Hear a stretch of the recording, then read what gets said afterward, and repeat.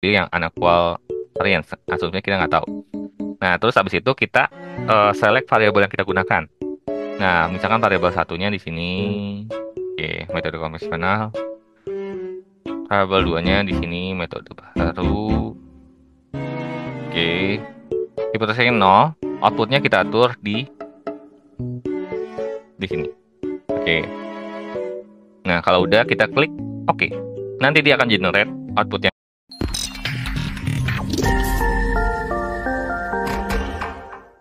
Halo semuanya, ketemu lagi di hari ini. Jadi hari ini kita akan melanjutkan materi rahasia di Excel. Nah, teman-teman, di sesi kali ini kita akan melakukan elaborasi penggunaan data analisis toolpath yang kedua. Kalau sebelumnya kita udah menggunakan data analisis toolpath yang pertama ya, yang dimana teman-teman mempelajari banyak hal untuk menggunakan analisis toolpath itu sendiri dan pengertiannya seperti apa.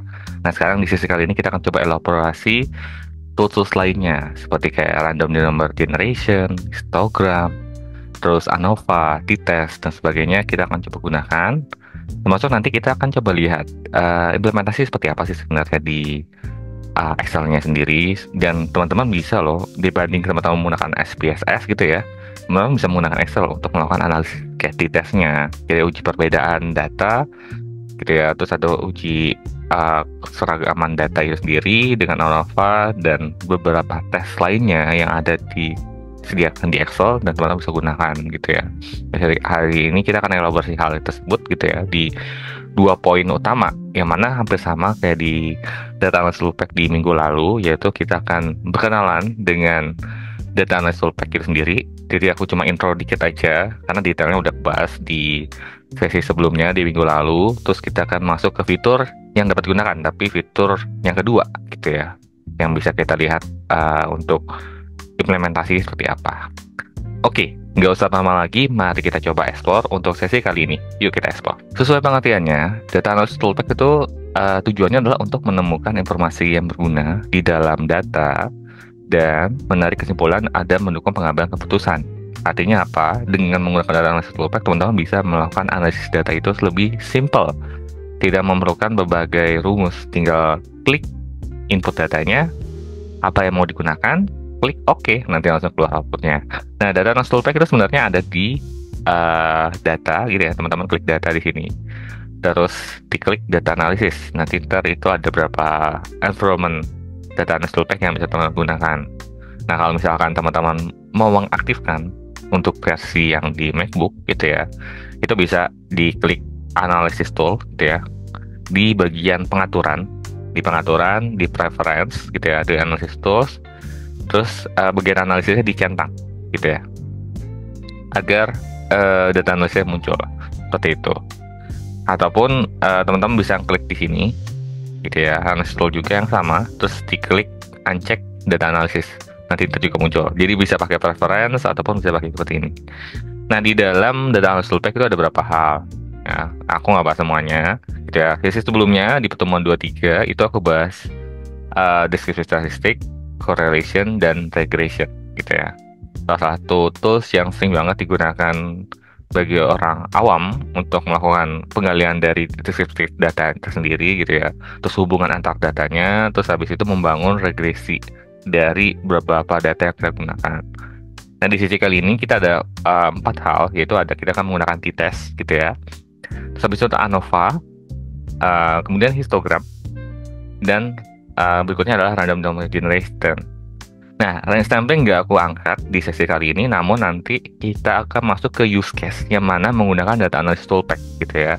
Dan kita akan mengcombine semua fitur-fitur yang udah kita pelajari sehingga kita dapat the whole package, contoh use case yang bener realnya seperti apa. Nanti aku akan coba gunakan implementasi realnya seperti apa, namun aku akan menggunakan data dummy yang pasti agar tidak ada apa namanya, mungkin data-data anomali yang nggak cukup quite good ya. Kalau misalkan di lapangan kan memang anomali di data web itu kan cukup berbeda-beda. Jadi ntar aku menggunakan data dummy sehingga kita bisa mencobai semua fitur yang ada di dalam data analisis toolpath.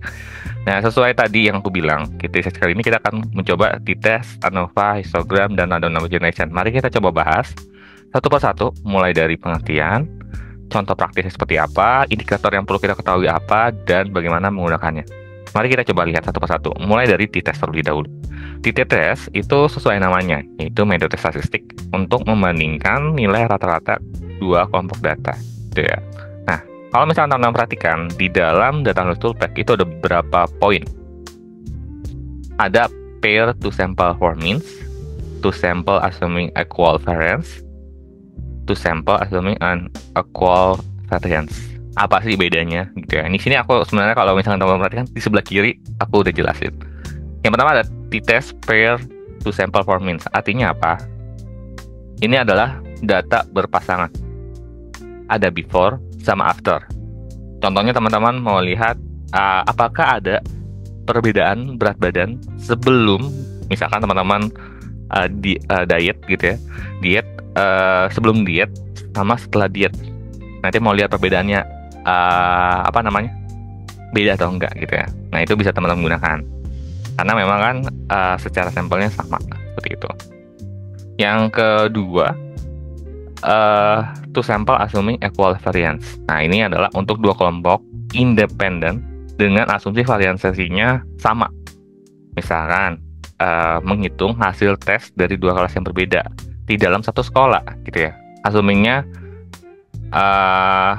kelasnya sama ya, kelas 11A gitu ya. Terus kita uji di hal yang sama gitu ya dengan kelas 1B gitu ya. Nanti lihat hasilnya seperti apa, karena memang variasinya di satu sekolah yang sama kan, seperti itu.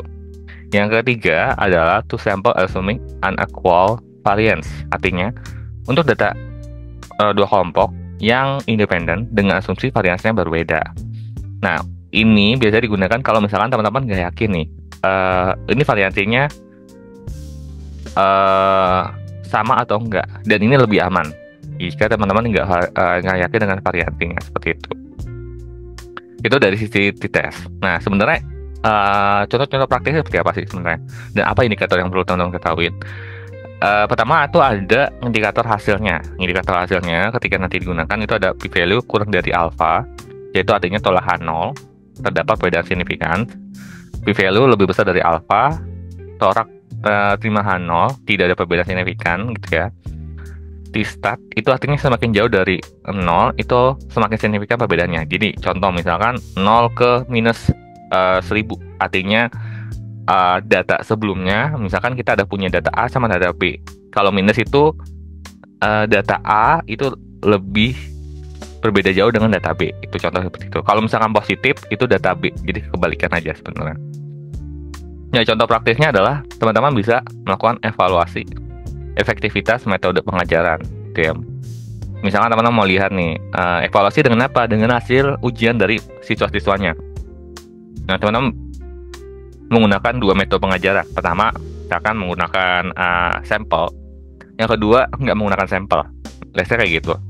Nah, terus teman-teman melihat sebagai guru mau lihat pengajaran mana yang cocok buat siswa. Apakah dengan sampel ataupun nggak menggunakan sampel, ataupun sebenarnya menggunakan sampel atau tidak, itu hasilnya sama aja. Nah, itu teman-teman bisa uji efektivitasnya lebih baik yang mana. Seperti itu. Yang kedua adalah perbandingan hasil penjualan sebelum dan sesudah campaign marketing. Jadi kita mau lihat sebelum campaign marketing penjualannya seperti apa, terus setelah ada campaign hasilnya menjadi apa, apakah ada perbedaan atau enggak, apa sebenarnya sama aja, nggak ada perbedaan. Jadi mau pakai campaign mau enggak itu ya sama aja, nggak matters buat penjualan. Nah, itu bisa kita teman-teman uji juga. Yang ketiga adalah analisis efektivitas obat dalam uji klinis. Ini kalau misalkan teman-teman yang mungkin kayak di farmasi gitu ya, itu kan ada uji-uji obat-obatan. Nah, mau lihat efektivitasnya obatnya mana yang oke untuk digunakan. Terus habis itu mendingan performa dua produk berbeda gitu ya.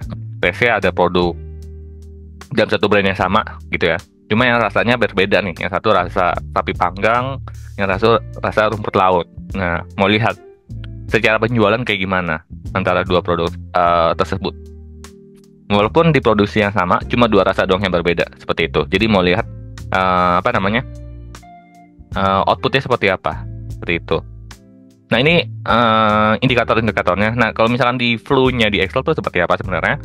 Teman-teman bisa lihat. Pertama kita input dulu datanya. Ada data konvensional sama data baru kan. Misalkan ini kita mau uji perbedaan metodologi pembelajaran dengan metode konvensional. Artinya mungkin menggunakan papan tulis gitu ya. Yang kedua menggunakan proyektor gitu ya di dalam pembelajaran. Ini contoh sederhana. Terus hasil ujian dari siswa-siswa tersebut cukup bervariasi. Nah, kalau misalkan kita lihat kasat mata aja, hasil baru itu lebih tinggi dibandingkan konvensional. Konvensional masih rata-rata 70-an.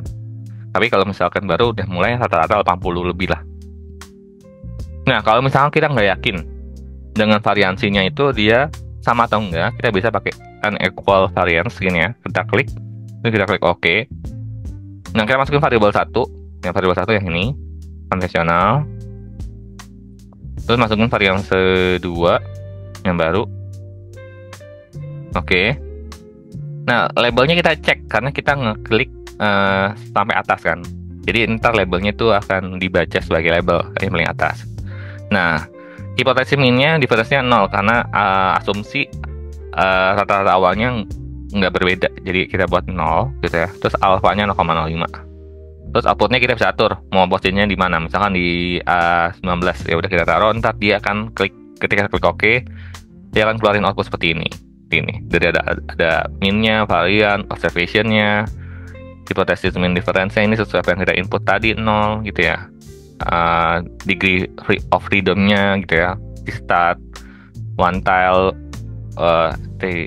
one tile-nya, P two tile-nya, terus critical two tile-nya seperti apa, seperti itu. Itu output-outputnya. Kalau misalkan teman-teman menggunakan uji t-test. Lain hal kalau ketika teman-teman menggunakan uji ANOVA. Kalau t-test itu hanya cuma 2, sedangkan ANOVA itu bisa banyak variabel yang digunakan. Di ANOVA sendiri sesuai pengertiannya adalah membandingkan rata-rata lebih dari 2 kelompok. Jadi nggak cuma terbatas 2 kelompok. Lebih luas dari t-test. Karena t-test itu lebih cuma hanya 2 kelompok aja. Dan menguji hipotesis bahwa rata-rata semua kelompok adalah sama. Nah, di ANOVA ini sendiri ada ya ini ya, single factor, two factor with application dan seterusnya. Bedanya apa sih antara single factor sama two factor? Secara sederhana, single factor ANOVA atau one way ANOVA itu adalah membandingkan kelompok berdasarkan satu faktor atau variabel. Jadi perbandingan hasil 4 metode pengajaran berbeda. Contohnya, jadi teman-teman mau nguji misalnya campaign penjualan. Campaign penjualan itu di channel-channel yang perbedaannya seperti apa, tapi produk jualannya sama gitu ya. Jadi mau lihat metode mana yang terbaik dari penjualan, apakah melalui sosial media, apakah melalui email marketing, apakah melalui affiliate, melalui search engine dan seterusnya. Itu teman-teman bisa sesuaikan terus menemukan mana metode yang terbaiknya gitu. Apakah ada perbedaan atau enggak. Nah, two factor ANOVA itu membandingkan kelompok berdasarkan 2 faktor atau variabel. Contohnya kita 2 variabel yang berbeda ya. Kalau tadi kan semuanya sama ya, hasil penjualan di 4 channel yang berbeda. Kalau yang two factor itu membandingkan kelompok berdasarkan 2 faktor atau variabel. Jadi kalau misalkan apakah ada pengaruh gender dengan metode pembelajaran terhadap nilai. Jadi ada 2 faktor, 1 jenis kelamin, metode pembelajarannya gitu ya, misalkan textbook, non textbook, terhadap output nilainya. Jadi ada X sama Y-nya gitu. Yang mau kita ujinya seperti apa. Itu contoh dari ANOVA-nya. Kalau misalkan indikator-indikator yang perlu kita ketahui seperti apa? Indikatornya itu pertama, kalau p-value F kurang dari alpha, tolak H0, terdapat perbedaan signifikan antar kelompok. Kalau p-value-nya lebih dari alpha, terima H0, tidak ada perbedaan gitu ya. F lebih dari F critical, tolak H0 gitu ya, terdapat perbedaan signifikan. Jadi teman-teman bisa milih mau pakai yang atas atau yang bawah, sama aja. Dan contoh praktisnya adalah perbandingan efektivitas berbagai strategi marketing yang tadi aku jelasin. Ada beberapa metodologi marketing gitu ya, mau lihat efektivitasnya seperti apa, mana yang lebih baik. Nah, kalau uji t-test kan cuma 2 nih. Nah, kalau misalkan teman-teman punya strategi marketing yang ada banyak, ada 10, 20 dan seterusnya, ya teman-teman bisa gunakan ini ANOVA. Terus analisis hasil produksi dari beberapa pabrik berbeda. Jadi ada pabrik, misalkan kita punya supplier gitu ya, supplier kita merupakan pabrik susu gitu ya. Kita punya suppliernya dari peternakan A, peternakan B, peternakan C. Mana yang lebih oke nih?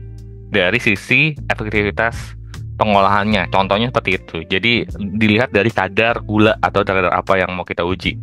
Dari hasil output peternakan tersebut itu bisa kita uji di situ.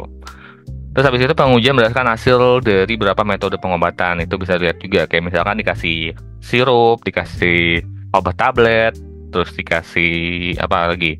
Obat kapsul dan sebagainya. Mau lihat efektivitasnya mana yang lebih oke ketika digunakan, mana yang lebih langsung kita minum beberapa hari kemudian langsung sembuh gitu ya. Jadi kita mengumpulkan beberapa sampel orang sakit dulu, terus dikasih obat-obatan, terus dilihat efektivitas penggunaan obatnya. Nggak harus orang sakit juga sih sebenarnya, tapi kelihat gimana obat tersebut langsung terserap di dalam organ tubuh kita, seperti itu.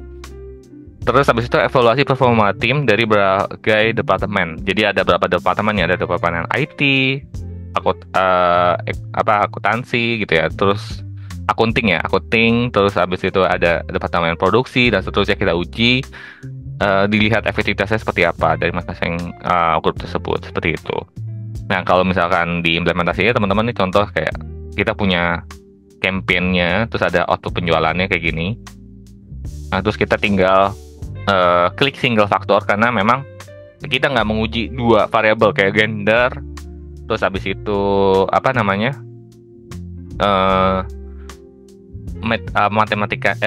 metode pembelajarannya, terus habis itu nilai. Ini kan ada dua variabel yang berbeda. Nah ini nggak, kita fokus ke satu aja. Nah di sini pakai single factor, tinggal single factornya, terus masukin input range-nya gitu ya, terus group by-nya by columns kan.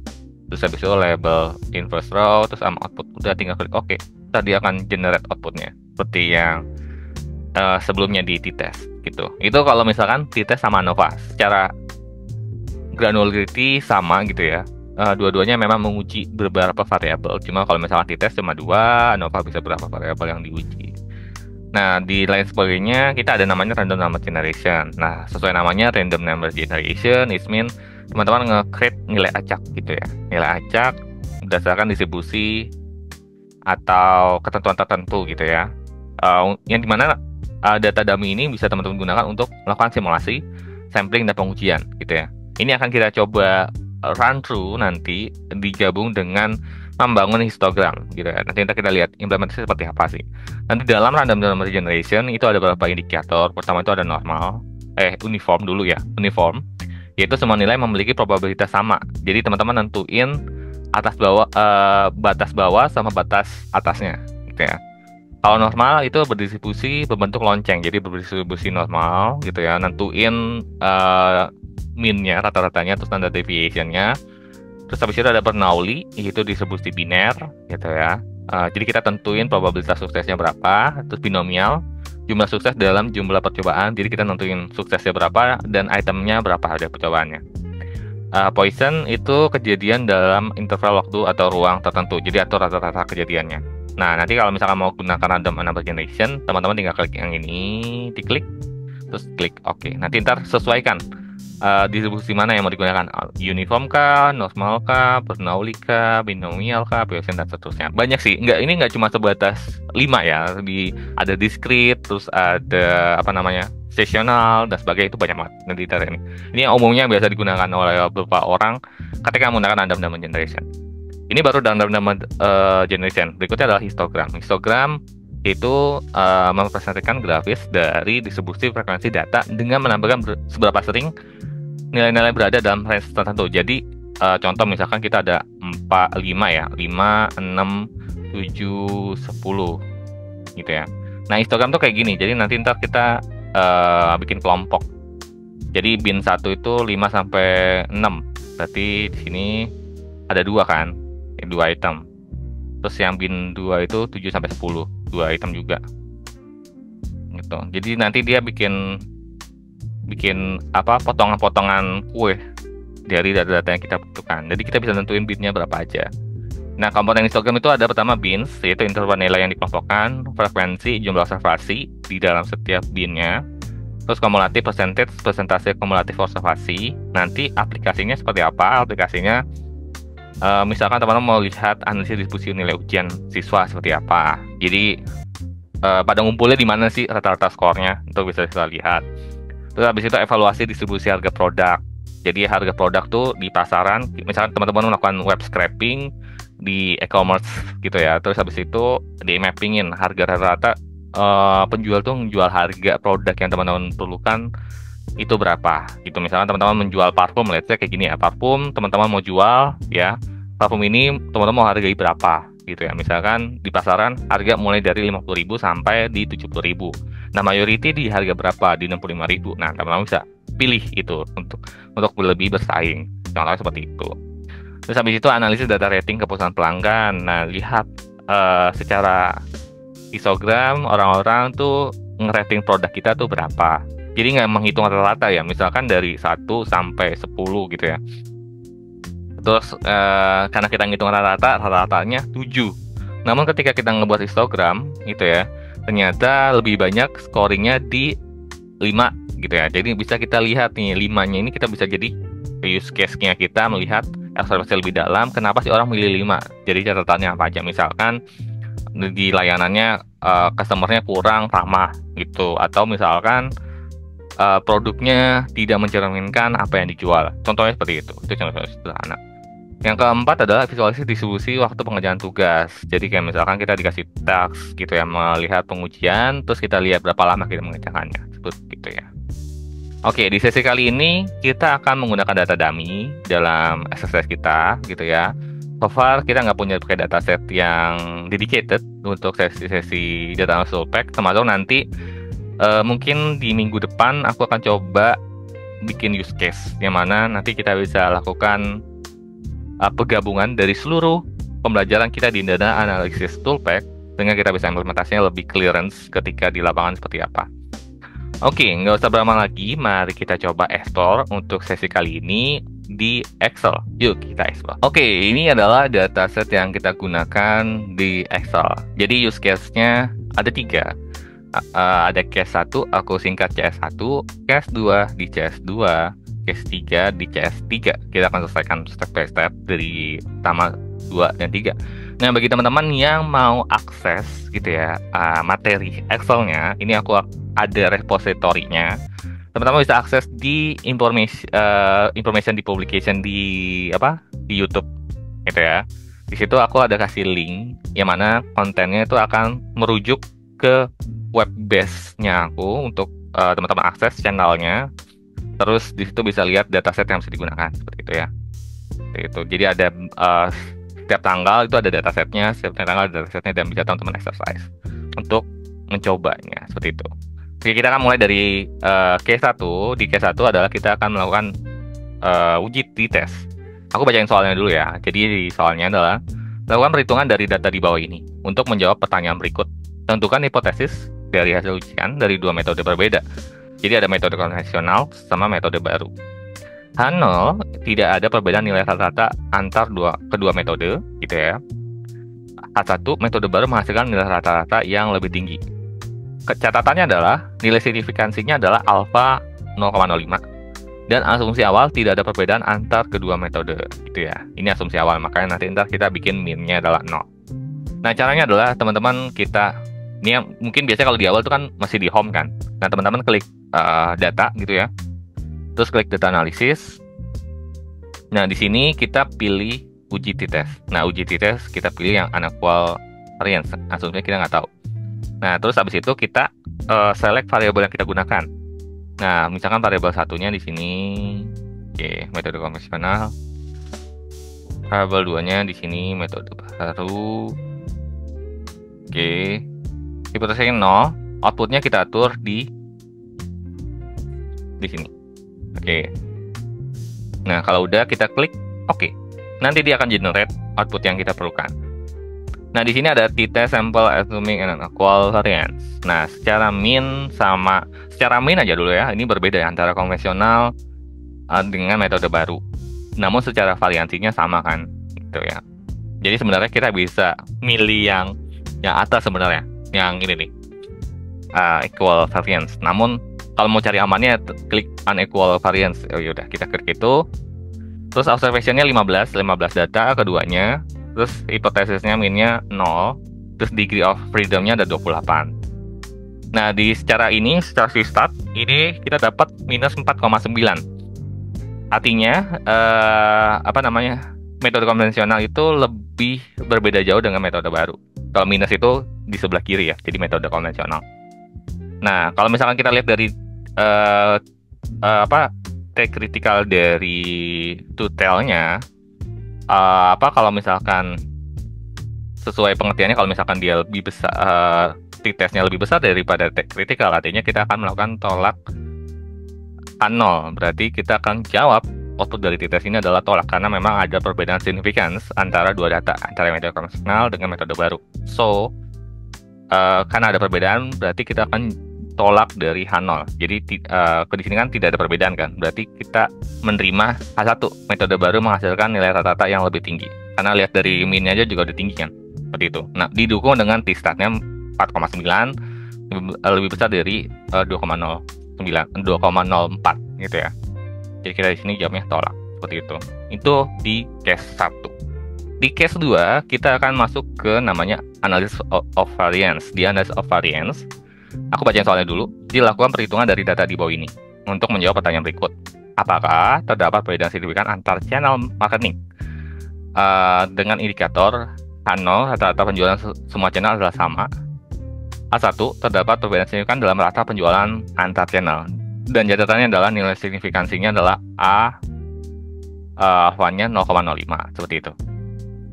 Caranya sama, tinggal teman-teman klik data analisis. Nah, di sini kan adalah ANOVA. ANOVA-nya adalah single factor, karena memang kita nggak menguji, ada beberapa pengujian, kayak sebelumnya ada gender, atau habis itu ada lokasi misalkan, terus terhadap nilai ujian. Nah, kita nggak mengindicate beberapa indikator yang berbeda, namun indikator kita sama, hasil penjualan di beberapa channel. Berarti kita milih single factor di sini, terus habis itu kita pilih input range-nya. Nah, input range-nya kita pilih di select di sini, gitu ya, di select. Nah, kalau udah selesai, terus kita lihat grup by-nya by apa? By column ya, karena kan produk-produknya dikelompokkan oleh kelompok-kelompok, jadi social media, email marketing, terus search engine, affiliate, gitu ya. Terus label inverse row-nya kita cek, gitu ya. Jangan lupa nggak dicek, karena kalau misalkan nggak dicek masih akan muncul error. Jadi kita cek, gitu ya. Terus output range-nya kita atur posisinya di output here di sini. Oke. Once sudah siap, tinggal kita klik OK. Nanti dia akan keluarkan output seperti ini. Nah, secara pertama aku mau jawab dulu, channel terbaiknya di mana? Channel terbaik di sini kalau misalkan kita lihat dari summary ya, secara sum search engine itu lebih besar, gitu ya. Secara average pun lebih besar, gitu ya. Nah, kita bisa lihat channel terbaiknya itu adalah search engine. Sini. Nah, sekarang kita akan interpretasi hasil. Nah, dari interpretasi hasil, p-value lebih kecil dari 0,005. Berarti artinya kita akan melakukan tolak H0. Dan ini didukung dari F lebih besar dari F critical. Jadi ini mensupport jawaban kita atas tolak H0 tersebut.